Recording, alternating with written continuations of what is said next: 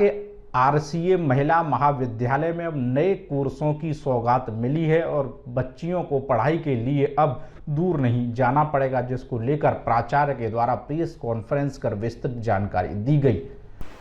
मथुरा जनपद में स्थित आरसीए गर्ल्स महाविद्यालय में डॉक्टर बी.आर. अम्बेडकर विश्वविद्यालय द्वारा नए कोर्सों की अनुमति दी गई, जिसमें बीसीए, बीएससी, बीए इतिहास के विषय की 60 सीटों की मान्यता प्रदान की गई। बताते चले मथुरा जनपद में अब बालिकाओं के लिए BCA bachelor of computer application, BSc computer विज्ञान, बीए क्लास की शिक्षा के लिए मथुरा की गर्ल्स के लिए अब आरसीए महाविद्यालय में जगह मिल सकेगी, जिसके लिए आगरा के बी.आर. अम्बेडकर विश्वविद्यालय द्वारा मान्यता प्रदान की गई है। इस संबंध में प्रेस वार्ता कर जानकारी देते हुए आरसीए गर्ल्स महाविद्यालय की प्रिंसिपल प्रीति जौहरी ने पत्रकारों से वार्ता की और उन्होंने शुल्क के और विषय के बारे में पूर्ण जानकारी दी। ललित उपाध्याय, मथुरा, समाचार 24। बताएं प्रवेश किस तरीके से रखा जाएगा, क्या बदलाव हुआ है प्रवेश? हाँ, इस बार एक तो विश्वविद्यालय स्तर पर भी प्रवेश प्रक्रिया में एक छोटा सा बदलाव किया गया है और उसमें जो पहले से ये प्रक्रिया थी कि बच्चा वेब रजिस्ट्रेशन कराता था अपनी basic information, high school inter की मार्कशीट्स और जो जनरल इन्फॉर्मेशन है वो देकर और आधार के साथ में, अब उसमें स्टूडेंट्स को अपने जो ऑप्शनल सब्जेक्ट्स हैं वो भी वेब रजिस्ट्रेशन के समय ही भरने होंगे। हालांकि उसमें अगर स्टूडेंट चाहे तो वो कॉलेज स्तर पे बदलाव किया जा सकता है, लेकिन स्टूडेंट के पास ये ऑप्शन नहीं होगा कि वो वेब रजिस्ट्रेशन में जब सब्जेक्ट भरता है तो वो अपने सब्जेक्ट बदल सके। कॉलेजेस को ये लिबर्टी इसलिए दी गई है कि कॉलेज की जो अपनी व्यवस्था है उसमें कहीं कोई किसी तरह का इम्बैलेंस नहीं हो, क्योंकि बच्चे जब वेब रजिस्ट्रेशन कर रहे हैं तो उन्हें ये नहीं पता है कि हमारे कॉलेज के लिए सपोज़ वो आरसीए के लिए अप्लाई कर रहे हैं तो आरसीए में एक किसी पर्टिकुलर सब्जेक्ट में कितनी सीट्स हैं। तो ये हो सकता है कि किसी एक विषय में जो सीट्स अवेलेबल हों उससे ज़्यादा बच्चे ऑप्ट कर लें और किसी में जो अवेलेबल हो उसमें बहुत कम नॉमिनल सा रजिस्ट्रेशन हो। तो ये जो फाइनल इसको लॉक करने की व्यवस्था है वो कॉलेजेस पे छोड़ी गई है। बाकी वेब रजिस्ट्रेशन की प्रक्रिया वही है, हाई स्कूल और इंटर की मार्कशीट और आधार कार्ड के साथ में स्टूडेंट का वेब रजिस्ट्रेशन होगा, जिसमें उसको 3 मेजर और 1 माइनर विषय एज़ पर एनईपी सेलेक्ट करना होगा।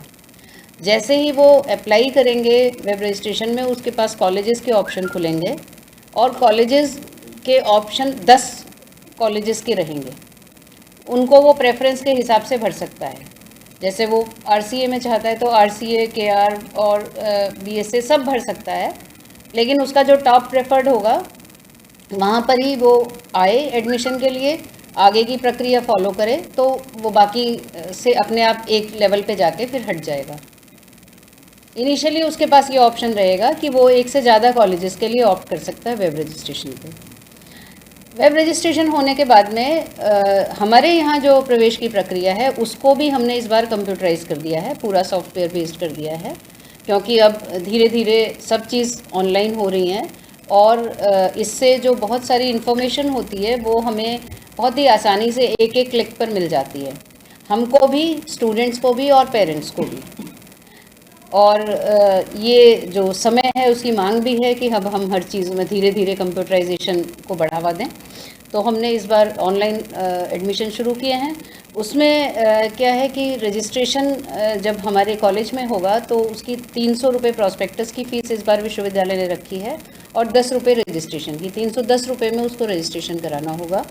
रजिस्ट्रेशन जब उसका हो जाएगा तब उस पर यहाँ से ही एक काउंसलिंग का मैसेज जाएगा, जो भी उसने मोबाइल नंबर उसमें या ईमेल आईडी दिया है उस पर काउंसलिंग का मैसेज जाएगा और उस काउंसलिंग के मैसेज के बाद जिस डेट पर भी उसको बुलाया जाता है काउंसलिंग के लिए, उसको अपने सारे ओरिजिनल डॉक्यूमेंट्स लेके, ये आपका जो हाई स्कूल और इंटर की मार्कशीट्स हैं, टीसी प्लस आधार कार्ड, ये सब लेकर यहाँ आना होगा। यहाँ पर उसके डॉक्यूमेंट्स भी वेरीफाई होंगे।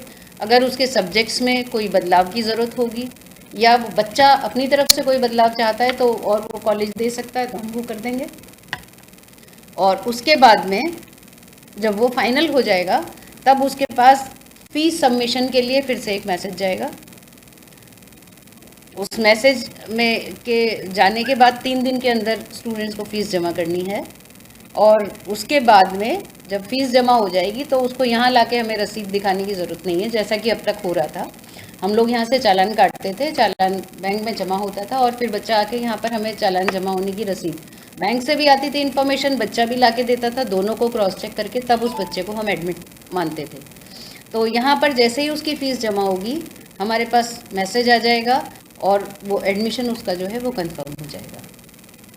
तो शॉर्ट में ये प्रक्रिया है। और अभी मैं ये भी सोच रही हूँ और मेरा प्लान है कि जुलाई की शुरुआत में जब ये प्रवेश प्रक्रिया थोड़ा जोर पकड़ेगी, मैं सभी पेरेंट्स को बुला के एक इस तरह का ओरिएंटेशन कर दूंगी, जिससे कि उन्हें प्रवेश कराने में अपने स्टूडेंट का और स्टूडेंट को खुद प्रवेश लेने में किसी तरह की कोई कठिनाई नहीं हो। इसके साथ साथ जो बहुत सारे बच्चे इंटरमीडिएट करके आते हैं वो अपने आप से वेब रजिस्ट्रेशन नहीं कर पाते हैं।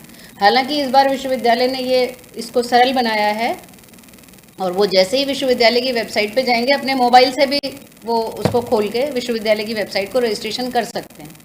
लेकिन जो यहाँ पर प्रैक्टिस हम देख रहे हैं, यहाँ पर ज़्यादातर बच्चे साइबर में जाके रजिस्ट्रेशन कराते हैं। और साइबर क्योंकि वो उस तरह के लोग होते हैं साइबर कैफ़े वाले जिनको खुद भी पूरी जानकारी नहीं होती है, तो कभी कभी वो छोटी छोटी उनकी चूक जो हो जाती हैं उसकी वजह से बच्चे को प्रॉब्लम आती है। तो हमने ये कोशिश की है, हमने एक आदमी यहाँ पर एंगेज किया है जो कि यहाँ पर ही वेब रजिस्ट्रेशन भी कर देगा।